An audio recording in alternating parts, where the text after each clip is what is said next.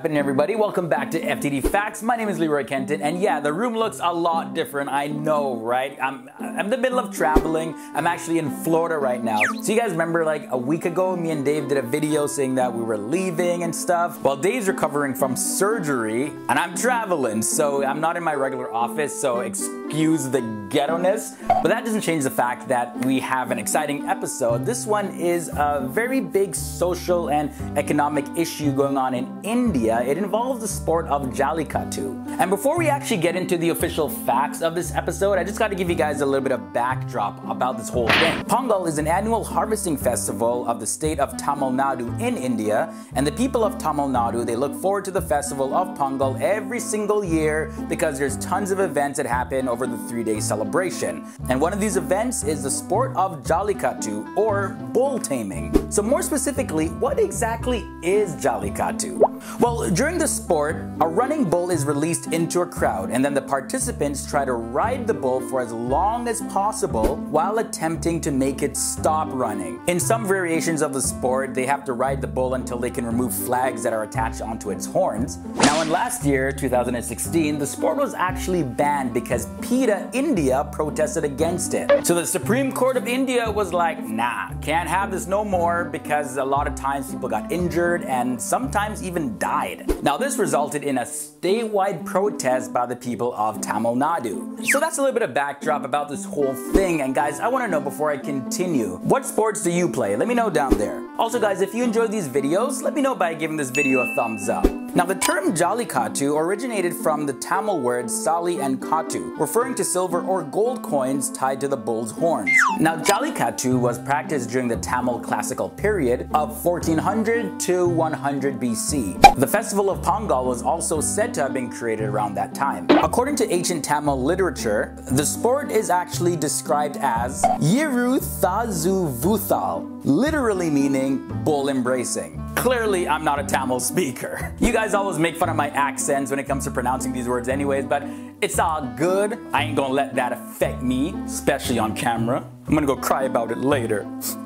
And as you guys probably know already, the main objective of Jallikattu is to tame the bull. Now, there are 3 variations of the sport. We have Vati Viratu, where the bull, after getting released from an enclosure, needs to be held onto for a predetermined distance or time to win the prize. And then we have Vali Viratu, where the participants attempt to subdue the bull in an open ground. And finally, we have Manju Viratu, and this is where the bull is tied to a 50-foot long rope with players attempting to overpower it within a specific time limit. Now, the type of bulls used in Jallikattu, the Bos indicus, they're bred specifically for this event. Now, this is a species or subspecies of bull that's categorized by a fatty hump on their shoulders. Now, villages that specifically breed these temple bulls participate in the event, and basically a temple bull is like the top of the line cattle in the village. Now, as I mentioned before, there are some variations in the sport, so of course the rules may vary depending on the type of version that you're playing. However, there are some common ground rules that are followed by everyone. For example, people have to embrace the bull's hump, not its neck, horn, or tail.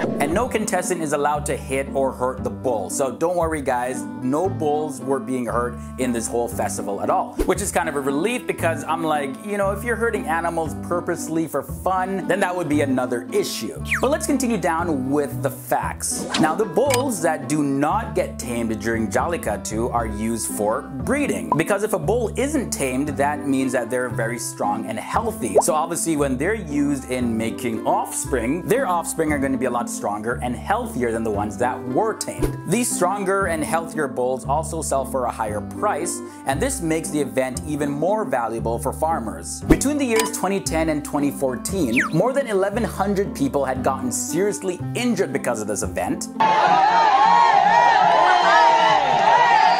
And there were 17 people that ended up dying. Also, in the past 20 years, over 200 people have died playing Jallikattu. However, banning the sport actually does endanger the livelihoods of traditional farmers. Basically, farmers don't really have any more incentive when it comes to breeding these bulls for the festivals now that it is banned. The livelihood of these farmers are already at risk because of the use of motor pumps, tractors, and other machines. Now, most recently, at time of filming this video, over 20,000 students and other people people conducted a rally at Chennai's Marina Beach on the 8th of January 2017 to urge the government to restore Jallikattu. So that wraps up this episode on Jallikattu, guys. I hope you enjoyed it. And if you are from India or surrounding areas and you know of the sport, I'd love to hear your thoughts about it down below. Was there anything I missed in this episode? Feel free to share all your thoughts and comments down below in the comment section. Thank you guys for being so awesome. This topic was actually brought up to me by accident. Actually, myself and Dave went to like this YouTube event, and then I started talking to this security guard. Turns out he was from India, and he started watching FTD Facts episodes just like right on the spot,